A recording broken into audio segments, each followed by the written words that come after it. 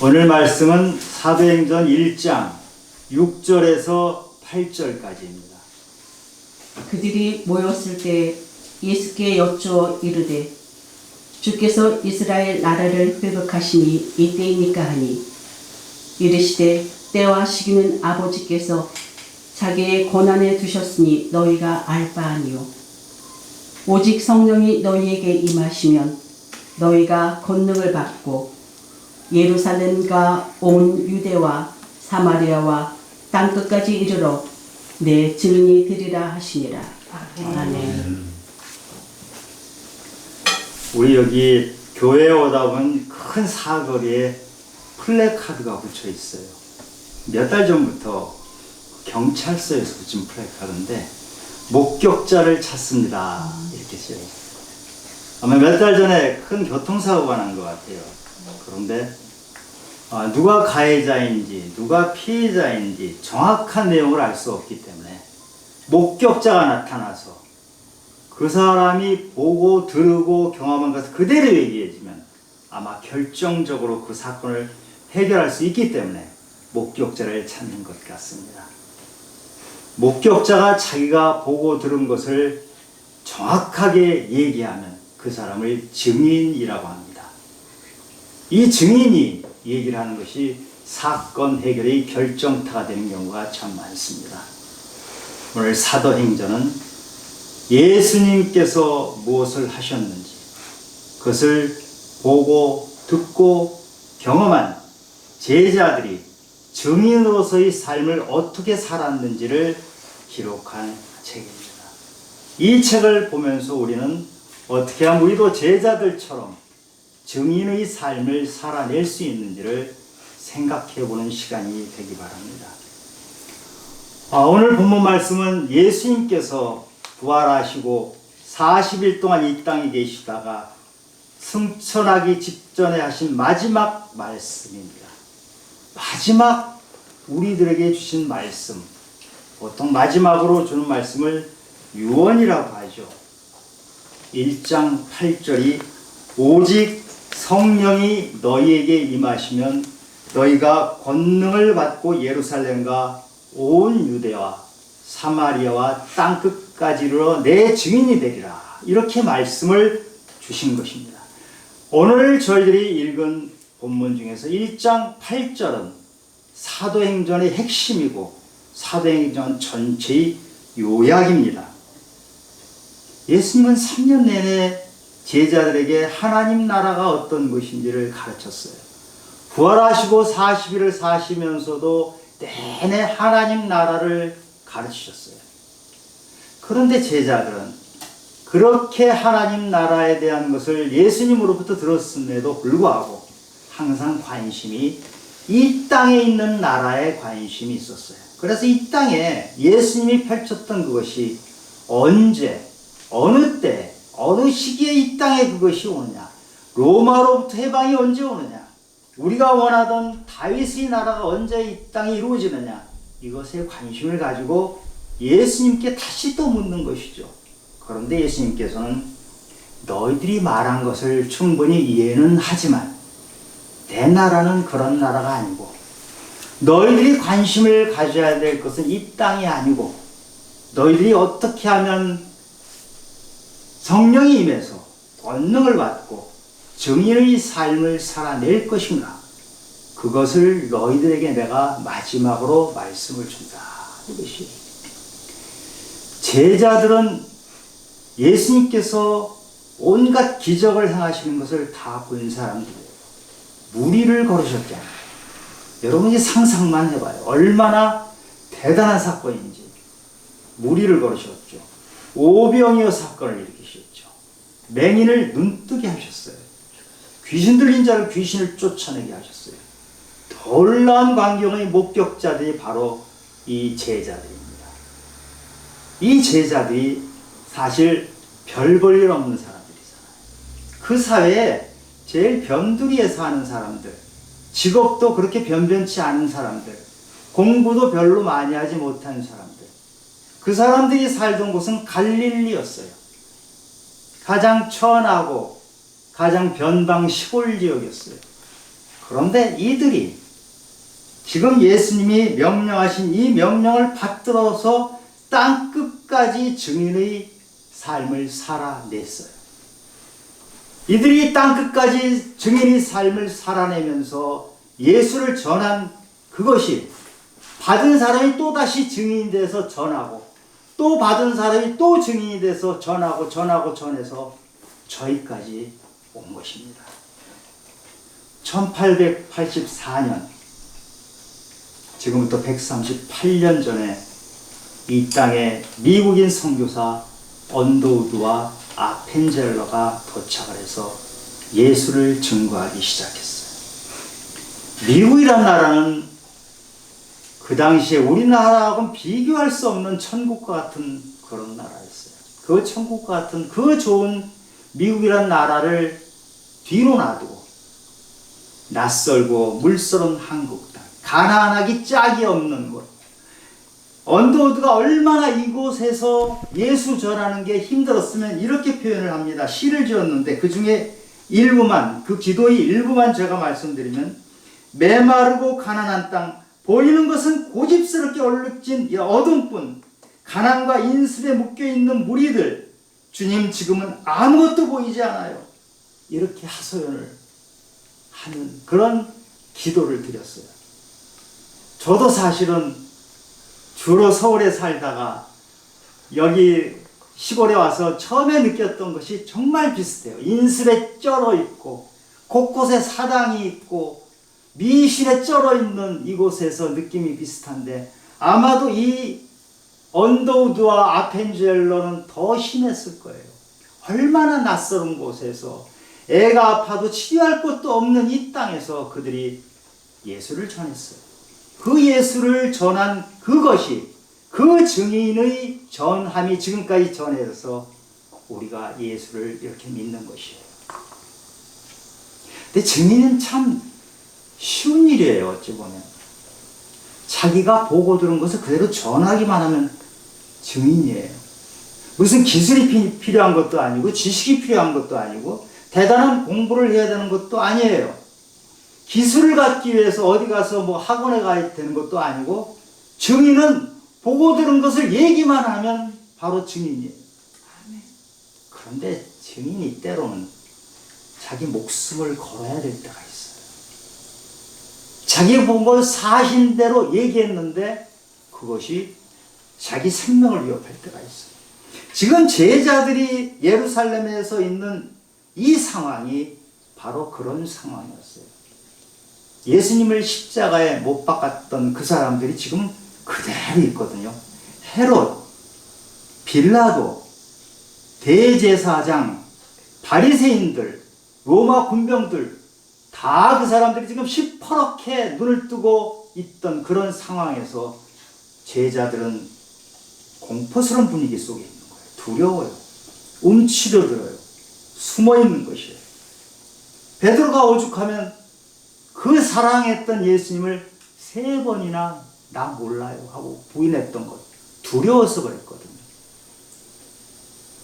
그런데 이렇게 숨어있던 사람들, 움츠려 있던 이 사람들이 사도행전 2장, 3장, 4장에 보면 전혀 다른 사람으로 바뀝니다.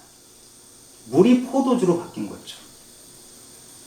사마리아 수가성 여인이, 그렇게 사람들을 피해서 살던 여인이 예수 만나고 사람들에게 달려가서 예수를 만났습니다. 소리 지르면서 사람들을 모았던 그런 변화처럼 이 제자들이 그렇게 변화를 받은 것이에요.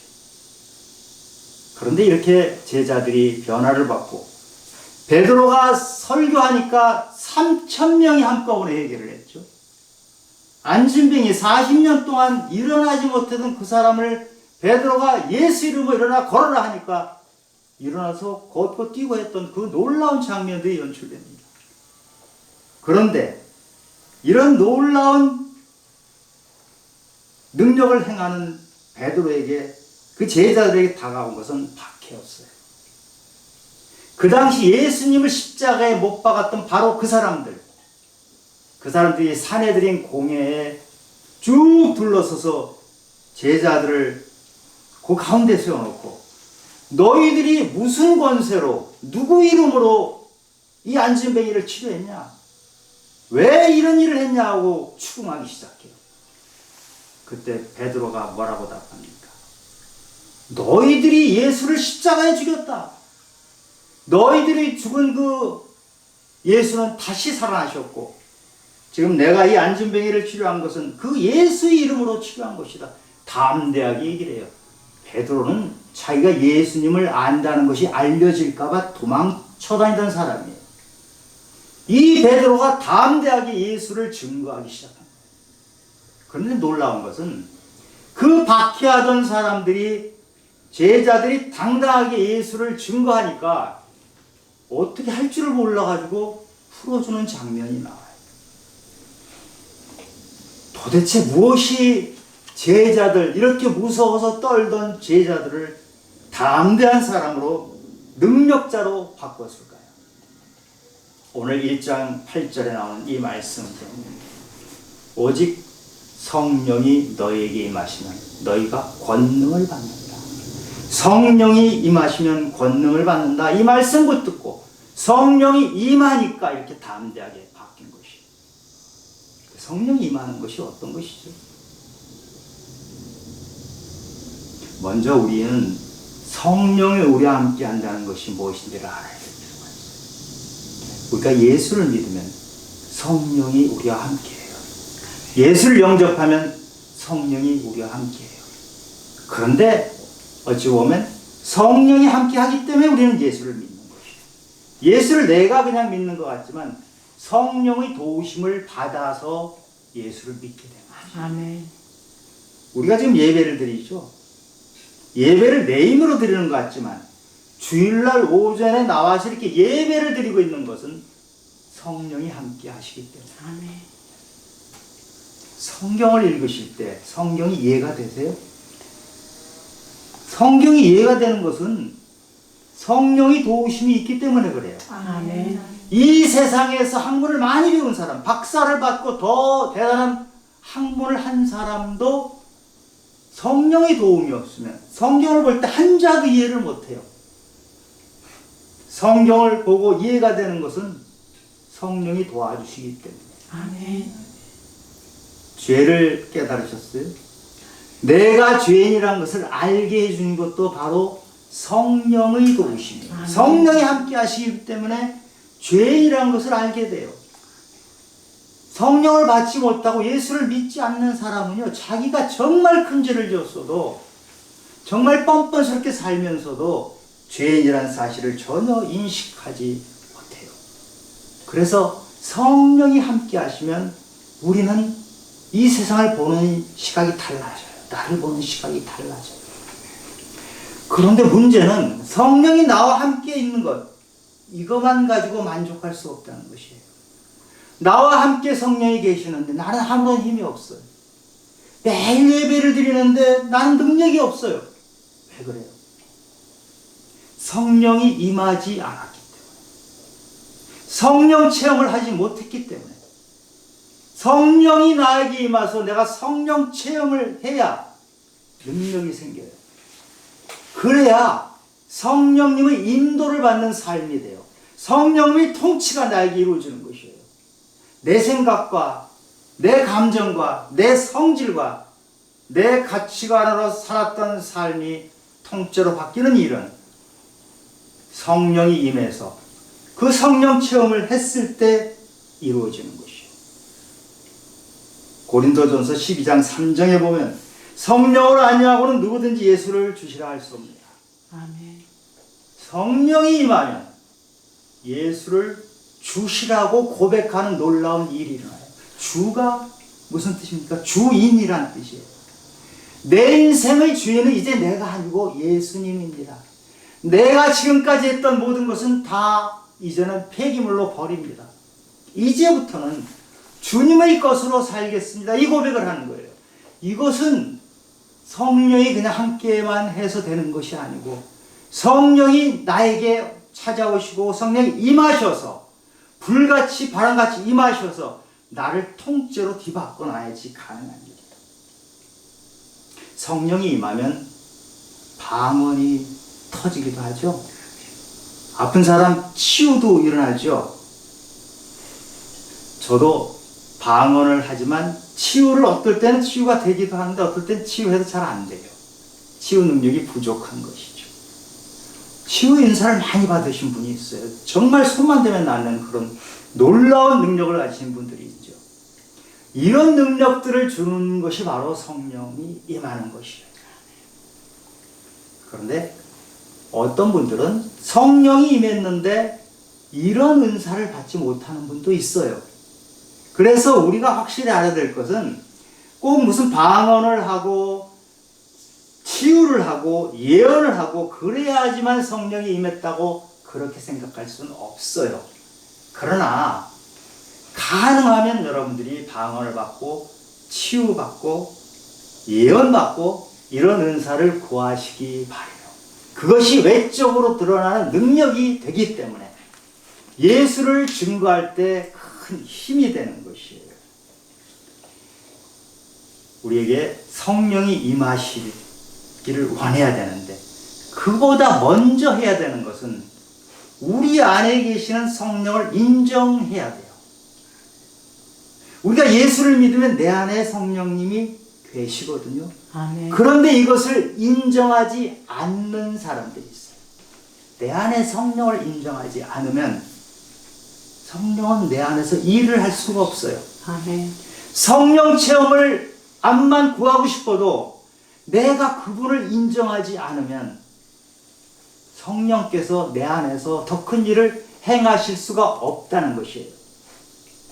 마태복음 10장 32절에 보면 누구든지 예수를 사람 앞에서 시인하지 않으면 예수님도 하나님 앞에서 너희를 시인하지 않는다. 너희가 사람 앞에서 나를 시인해야 나도 하나님 앞에서 너희를 시인하고 아멘. 너희가 사람 앞에서 나를 부인하면 나도 하나님 앞에서 너희를 부인하리라. 아멘. 이게 굉장히 무서운 말입니다. 예수님이 하나님 앞에서 너희를 시인한다는 것은 너희가 믿음 생활하는 것이 천국 가는 믿음이 된 것이고 예수님이 너희를 하나님 앞에서 부인한다는 것은 너희가 암만 믿음의 행위를 하는 것 같아도 천국에는 들어가기 어렵다.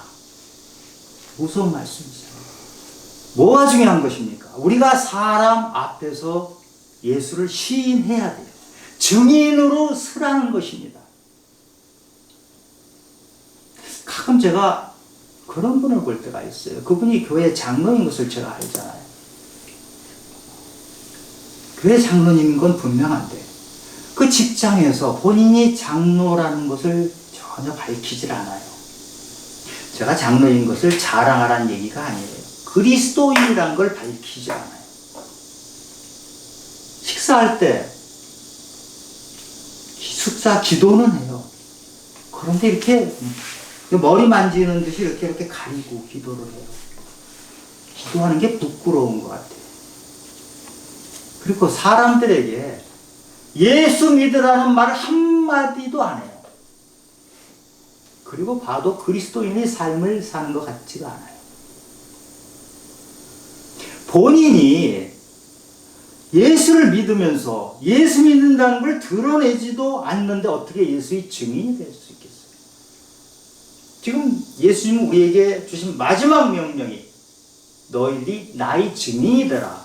이것이 마지막 명령이신데 내가 예수를 믿는다는 것을 드러내지도 않고 숨어서 예수 믿으면서 어떻게 증인의 삶을 살겠느냐는 것입니다. 왜 우리는 예수 증인의 삶을 살지 못하죠? 왜 예수를 전하지 못합니까? 우리가 예수가 누군지 알지 못했기 때문에. 지금 예수님의 제자들은 예수님하고 3년을 같이 살았던 제자들이에요. 보고 듣고 경험하고 예수님의 많은 것을 알아요. 그렇게 알매도 불구하고 성령이 임하지 않으니까 증인이 되지 못하다가 성령이 임하니까 담대하게 증인으로 나선 거예요. 이미 제자들은 예수님을 알았던 사람들이에요. 우리들은 어떻습니까? 우리들은 예수님하고 같이 밥 먹고 같이 함께하고 이러지 않았잖아요. 어떻게 해야 우리가 예수님을 알 수 있어요? 성경을 봐야지 되잖아요. 아멘. 성경을 보지 않고 어떻게 예수님을 알 수 있어요? 그렇기 때문에 우리는 성경을 열심히 보면서 그 안에서 예수님이 어떻게 사셨는지, 무슨 말씀을 하셨는지를 배우고 그것을 생명처럼 붙잡아야 돼요. 예수를 믿는다고 하면서 이렇게 설교 시간에 앉아 있는 것 외에는 한 글자도 성경 안 보는 그런 성도라고 하면 어떻게 예수 증인이 될 수 있어요? 예수님을 아무것도 모르잖아요. 오늘 우리는 각오를 해야 돼요. 내가 잠자리에 들기 전에 몇 개 구절이라도 성경을 읽어야 되겠다. 매일매일 성경 읽는 것을 게을리하지 않겠다. 그래야 예수를 알죠. 가끔 이런 분들이 있어요. 은사를 구해요. 근데 성경은 아예 보지도 않고 몰라요. 은사를 구해요. 그럼 어떻게 될까요? 그런 사람에게도 은사가 와요. 그런데 굉장히 위험해요. 그 은사를 누가 줬는지 몰라요. 사탄도 능력이 있거든요. 성경을 모르고 예수를 모르는 채 은사를 받으면 사탄이 주는 은사를 받을 가능성이 굉장히 커요. 그러면 곳곳에 다니면서 방언하고 치유를 하는데 그것이 사탄이 이용해 먹는 게 된단 말이에요. 사탄의 하수꾼이 되버려요. 여러분들 절대 성경 말씀을 모르는 사람이 치유한다 그러고 뭐 상담한다 그러고 그런 곳에 가지 않으시기 바랍니다. 아주 위험한 것입니다. 우리는 성령이 임했을 때 하나님의 능력이 나오는 것이에요. 내 힘으로는 되질 않아요. 베드로가 설교하니까 3,000명이 회개했다는 것이 베드로 힘으로 한 것이에요. 예수 부인하고 도망쳐 다니던 베드로한테 그 힘이 어디 나와요? 하나님의 능력으로 된 것이에요. 40년 동안 안전뱅이로 있던 사람이 일어나서 펄펄 뛰는 것이 베드로의 힘으로 됩니까? 우리 복음서에 보면 베드로를 비롯해서 제자들은 아무런 능력이 없다고 해요. 간질 걸린 아이를 데려다니까 전혀 아무런 치유를 못해요. 근데 지금 베드로는 완전히 바뀌었어요. 제자들이 이렇게 바뀐 것입니다. 우리는 이런 성령의 임하심을 구해야 돼요. 우리가 왜 예수를 잘 전하지 못해요? 담대하지 못해요. 움츠려 들어서 그래요. 내가 예수 믿는 것을 담대하게 내놓지 못해서 성령 체험하기 전에 예수 제자들이 바로 그런 모습이에요.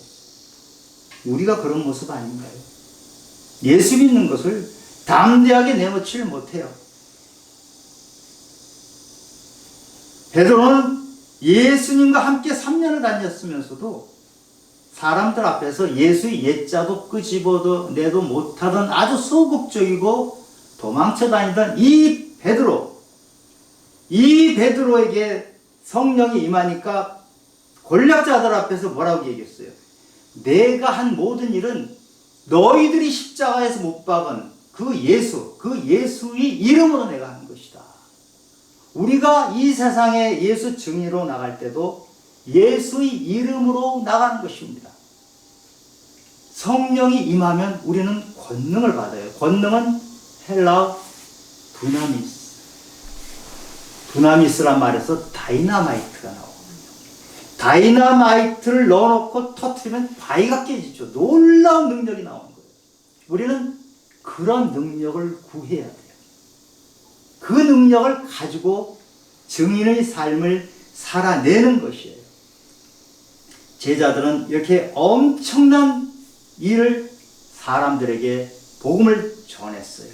신기한 예수, 놀라운 예수, 자기들이 봤던 예수를 그대로 전한 것이에요. 이 제자들만이 아니고 초대교회에 예수를 믿었던 사람들은 정말 많은 핍박을 받았어요. 로마 지하도시 카타콤이라고 있죠. 카타콤에 수만 명이 100년, 200년을 그곳에서 숨어서 살면서 신앙을 지키고 복음을 전했던 거예요. 그 복음이 전해서 여기까지 온 것이죠. 그런데 지금 우리에게는 그런 박해가 없잖아요. 전도하기가 훨씬 쉽지 않겠어요? 그런데도 전도가 쉽지 않아요. 우리가 예수를 전하면은 사람들이 귀를 기울이고, 네, 저도 믿겠습니다. 저도 예수 믿고 달라지겠습니다. 이렇게 하는 것이 아니고, 때로는 조롱을 해요. 예수 믿는 너희들, 너희끼리들 믿어라. 너나 잘하세요. 이런다. 왜 그래요? 우리가 예수를 믿는다고 하지만 우리의 삶이 옛날하고 바뀐 것이 하나도 없어서 그래요.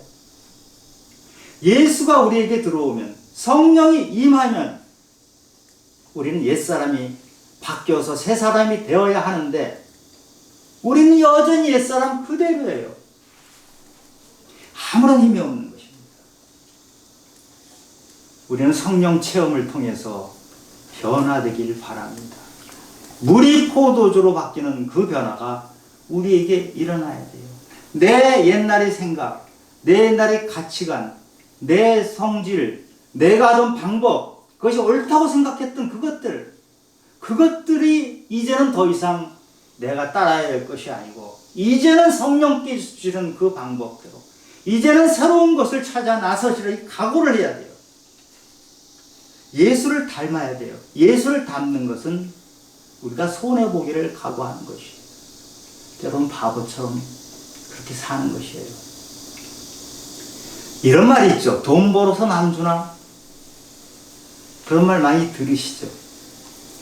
그런데 우리 그리스도인은 돈 벌어서 남주는 사람들이에요. 아멘. 우리가 왜 돈을 법니까? 이 땅에 잔뜩 쌓아놓기 위해서 돈을 법니까? 그냥 수십 층, 수백 층짜리 건물을 지어서 바벨탑 같은 것을 짓기 위해서 우리는 이 땅에서 돈을 법니까? 돈 버는 목적이 그리스도인과 그리스도인 아닌 사람은 달라져야 돼요. 우리는 돈 버는 목적은 돈 가지고 베풀기 위해서, 내가 가진 것을 남에게 나눠주기 위해서 돈을 버는 것이에요. 인생의 목표가 달라요. 돈 버는 것만이 아니에요. 왜 우리는 어떤 자리에 가고자 합니까? 그 자리에서 사람들에게 덕을 베풀 수 있기 때문에 그 자리에 가는 것이다. 여러분, 미국의 카터 대통령 아시죠? 아주 신실한 친예교 신자. 그분은 대통령 마치고 나서 가난한 사람들 집 짓는 일을 하면서 지금까지 살고 있었죠. 90몇 세에 그렇게 오래 사셨어요. 그분이 대통령 마치고 살았던 집이 우리 돈으로 따지니까 2억 5천짜리 집에 사셨어요. 방 2칸짜리 집에 살면서 그분은 자기가 할 일은, 대통령으로 자기가 그동안 얼마나 많은 것을 받았는데 그것을 사람들에게 돌려주는 것이다. 그것이 내가 그리스도인으로 할 일이다. 그렇게 살면서 예수를 증거했던 그런 분입니다. 그런데 놀라운 것은 우리가 이렇게 희생하면서 베풀면서 나눠주면서 살 때 하나님은 우리에게 더 큰 것으로 갚아주세요. 이것이 믿음의 비밀이에요. 예수 제자들이 목숨까지 바쳤던 것은 목숨보다 더 큰 것이 있기 때문에, 그것을 알기 때문에, 목숨보다 더 큰 영생과 천국과 예수님이 기다리는 곳이 있는 것을 알기 때문에 그렇게 했던 것이에요. 우리 예수 증인으로 담대히 나가는 것을 원하지 않으십니까? 이제부터 우리 그런 삶을 살기 원합니다. 그러려면 먼저 성령이 임해서 권능을 받으셔야 돼요. 제자들처럼 성령이 임해서 권능 받기를 원하는 기도를 하기 바랍니다. 구하라 그리하면 구할 것이요, 주실 것이요, 찾으라 그러면 찾을 것이라고 말씀해 주신 그 예수님께서 우리가 구하는 것을 이루어 주십니다. 우리가 기도하면서 더 강한 성령이 불길이 바람같이 불길같이 이곳에 임하기를 원하는 기도를 드리는 공동체 교회가 되길 원합니다. 우리 모든 성도님들이 그런 놀라운 성령이 임해서 권능을 받아서 땅끝까지 가는 증인의 삶을 살기를 바라는 그런 마음으로 오늘 말씀을 준비했습니다. 우리가 이곳에 그냥 머물러 있는 것이 주님께서 우리에게 주신 명령이 아니고 이곳에서 머물러 있지 말고 이제는 나가라, 나가서 전해라, 땅끝까지 전해라 하는 것이 주님의 명령이라는 것을 마음에 깊이 새기면서 예배를 마치는 그런 성도님들이 되시기를 예수 그리스도 이름으로 축원합니다. 하나님 아버지, 제자들이 놀랍게 변했습니다. 두려워서 숨고 도망치던 그 제자들이 성령이 임해서 권능을 받으니 예수의 증인으로 담대하게 예수를 전하는 사람들로 바뀌었습니다. 하나님 아버지, 저희들도 그렇게 바꾸어 주시옵소서. 이 시대가 전도를 하기에 너무나 어려운 시대라고 하지만 주님의 말씀을 들고 담대하게 나가고 우리들의 삶이 진정한 예수 닮은 삶으로 바뀐 것이 사람들에게 보이면 그들에게 전도는 어렵지 않을 것입니다. 하나님 아버지, 저희를 증인으로 사용해 주시옵소서. 모든 말씀 예수님 이름으로 기도드렸습니다. 아멘.